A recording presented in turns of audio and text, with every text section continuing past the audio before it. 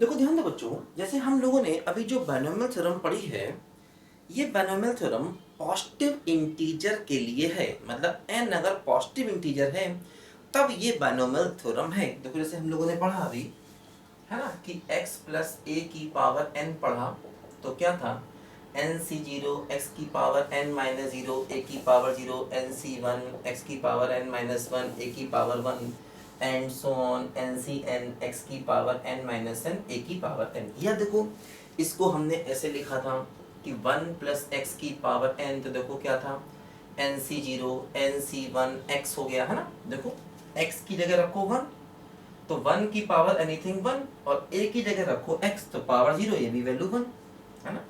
x की place पर देखो वन आ जाएगा, तो वन की पावर कुछ भी लोगे वन आ गया। a की पावर जीरो, a की जगह x की पावर जीरो वन, देखो यहाँ पर फिर x की जगह रखोगे वन, तो सब कुछ रहा। a की जगह क्या आ गया, x, तो कोई आ गया। फिर अगला टर्म क्या आएगा, देखो n c two x square, है ना। x की जगह क्या रखा, देखो वन, तो वन खत्म हो गया, a की जगह आ गया x। अगला टर्म क्या है, देखो एन सी टू एक्स की power n minus to A square, तो देखो x की जगह वन और a की जगह x, और ऐसे करते करते देखो एन सी एन एक्स की पावर n, ये हो जाता है। अब देखो ध्यान दो, यहाँ पर जो हमारा ये एक्सपेंशन है, ये x की पावर n पे जाके रुक जाता है, आगे नहीं बढ़ता, है ना। अच्छा एक बात यहाँ पर और ध्यान दो कि हम चाहे तो एन सी जीरो की वैल्यू वन, एन सी वन हो गया n, एन सी टू हो गया n minus one upon two factorial x square, फिर होगा n minus one n minus two upon three factorial x की पावर थ्री, और देखो ये x की पावर वन। हम चाहे तो एन सी जीरो एन सी वन की वैल्यूज भी रख सकते हैं। अब देखो ध्यान दो, ये जो एक्सपेंशन अभी हम कर रहे हैं, ये तभी ठीक है जब n पॉजिटिव इंटीजर है। अगर n पॉजिटिव इंटीजर है तो ये एक्सपेंशन जो हमने किए वो सब ठीक है। लेकिन मान लो अगर n नेगेटिव इंटीजर हो जाए, या फ्रैक्शन हो जाए, या नेगेटिव फ्रैक्शन हो जाए, देखो नेगेटिव इंटीजर हो जाए या फ्रैक्शन या नेगेटिव फ्रैक्शन, है ना। लेकिन देखो n अभी भी रैशनल नंबर है, इरैशनल नहीं है। देखो यहाँ पर n है पॉजिटिव इंटीजर, और यहाँ पर देखो n है नेगेटिव इंटीजर या फ्रैक्शन या नेगेटिव फ्रैक्शन। तो देखो ऐसे केस में क्या होता है, पहली बात ध्यान दो कि हम NC0 NC1 NC2 का यूज नहीं कर सकते, क्योंकि ये यहाँ पर जब भी हम कभी NCR लिखते हैं तो मैंने बताया था n और r हमेशा पॉजिटिव इंटीजर होता है ना। जब भी कभी आप NCR या NPR लिखते हैं तो इनको लिखते समय n होता है पॉजिटिव इंटीजर, r होता है पॉजिटिव इंटीजर या जीरो, और n हमेशा r से बड़ा होता है। दूसरी बात, इनके जो रिजल्ट हैं, इनके जो आंसर हैं वो भी पॉजिटिव इंटीजर ही आते हैं, ध्यान देना, है ना। तो इसीलिए अगर n निगेटिव हुआ तो आप NC0 NC1 NC2 का यूज नहीं कर सकते, है ना। पहली बात ध्यान रखो। दूसरी बात ये, इस केस में जो एक्सपेंशन हम लिखेंगे, देखो वो 1 प्लस एक्स का लिखेंगे, और ये एक्सपेंशन तभी लिखेंगे जब मॉड x लेस देन 1 होगा, ध्यान रखना। यहाँ x पर कोई कंडीशन नहीं है, यहाँ x कुछ भी हो सकता है, x 1 से छोटा बड़ा कुछ भी हो सकता है। लेकिन अगर n निगेटिव हुआ या फ्रैक्शन हुआ या नेगेटिव फ्रैक्शन हुआ, तो ऐसे केस में जो हमारा एक्सपेंशन है वो 1 प्लस एक्स की पावर n का होगा, लेकिन वो तभी होगा जब मॉड x लेस देन 1 होगा। और हाँ, अब हम NC0 NC1 का यूज नहीं कर सकते। देखो क्या बना, ये हुआ 1 plus nx n minus one upon two factorial x square, और ऐसे करके आगे बढ़ेगा और ये एक्सपेंशन इनफाइनाइट तक जाएगा, ध्यान दो, है ना। ये एक्सपेंशन इनफाइनाइट तक जाएगा, ध्यान दो, है ना। देखो कई अंतर है। पहला अंतर तो ये कि यहाँ x कुछ भी हो सकता है, यहाँ मॉड x लेस देन 1 होगा, पहला अंतर ये।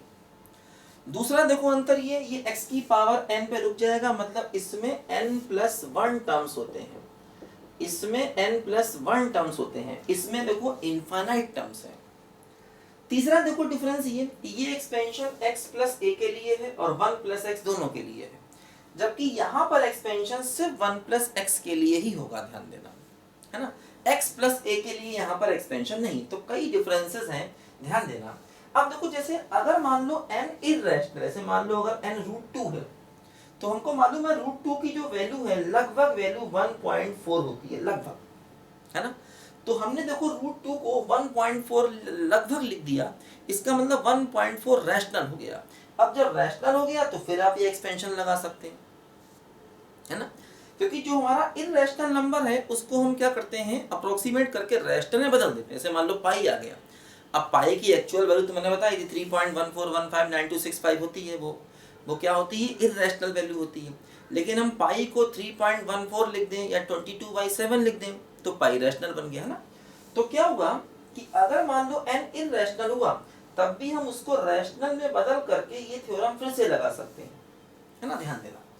तो देखो कई डिफरेंसेस हैं, मैंने बताया, ठीक है। अब देखो जैसे मान लो अगर हमें इसका एक्सपेंशन करना है x प्लस a की पावर n का, और n मान लो इन्हीं में से कुछ है ना। यहाँ पर मैंने माना कि n जो है वो इन्हीं में से कुछ है, फॉर एग्जाम्पल, ठीक है। तो अब देखो इसका एक्सपेंशन नहीं कर सकते जब तक हम टर्म को 1 प्लस की फॉर्म में ना लाएं। तो क्या करेंगे, अब देखो इसमें हम जैसे a कॉमन लेंगे जिससे 1 आ जाए, है ना। अब देखो क्या हुआ, a कॉमन लेंगे तो a की पावर 1 बाहर आएगा, 1 प्लस एक्स बाई a की पावर n हो गया। अब ध्यान दो, ये एक्सपेंशन तभी कर सकते हैं जब मॉड x बाई a 1 से कम हो, ये तभी कर सकते हैं।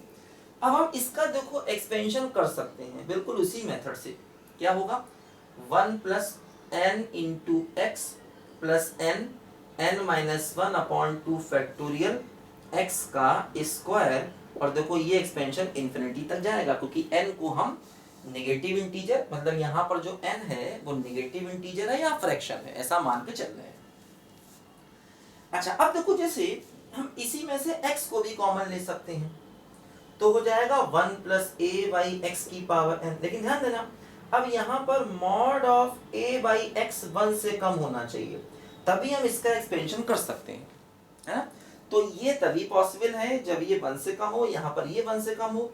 अब देखो x की पावर n, देखो क्या हो जाएगा 1 प्लस एन एक्स, ठीक है, plus n minus 1 upon 2 factorial a by x का स्क्वायर। अब देखो यहाँ पर ये इन्फिनिटी तक चलता जाएगा, ध्यान देना, है ना। तो ध्यान देना कि अगर n निगेटिव है या फ्रैक्शन है तो कुछ डिफरेंसेस होते हैं इस बेसिक एक्सपेंशन में और इसमें हम चाहे ऐसे लिखें चाहे ऐसे लिखें, दोनों सही हैं, लेकिन इसमें हम NC1 NC2 का यूज नहीं कर सकते, उनकी वैल्यूज ही लिखनी पड़ेंगी। ये इन्फिनिटी तक जाता है, ये x की पावर n पर रुकता है, इसमें n+1 टर्म्स होते हैं, इसमें x पर कोई कंडीशन नहीं है, इसमें मॉड x की वैल्यू 1 से कम होनी चाहिए तभी ये एक्सपेंशन है। तो दोनों एक्सपेंशन में कई डिफरेंसेस हैं, ये ध्यान रखना। पहला तो नंबर ऑफ टर्म्स n होंगे, n+1 होंगे, यहाँ इनफाइनाइट होंगे। दूसरा NC0 NC1 NC2 की वैल्यूज भी यूज कर सकते हैं, उनको भी यूज कर सकते हैं, यहाँ उनकी सिर्फ वैल्यूज यूज होंगी, NC0 NC1 NC2 के टर्म्स यूज नहीं होंगे। तीसरा यहाँ मॉड x 1 से कम होगा, यहाँ पर x पर कोई कंडीशन नहीं है, ठीक है। तो देखो ये बात यहाँ पर हमें ध्यान रखनी है। अभी मैं आपको कुछ इसके 1-2 क्वेश्चन और कराता हूँ, ये बात ध्यान देना। लिखो जरा बच्चों ध्यान से पहले।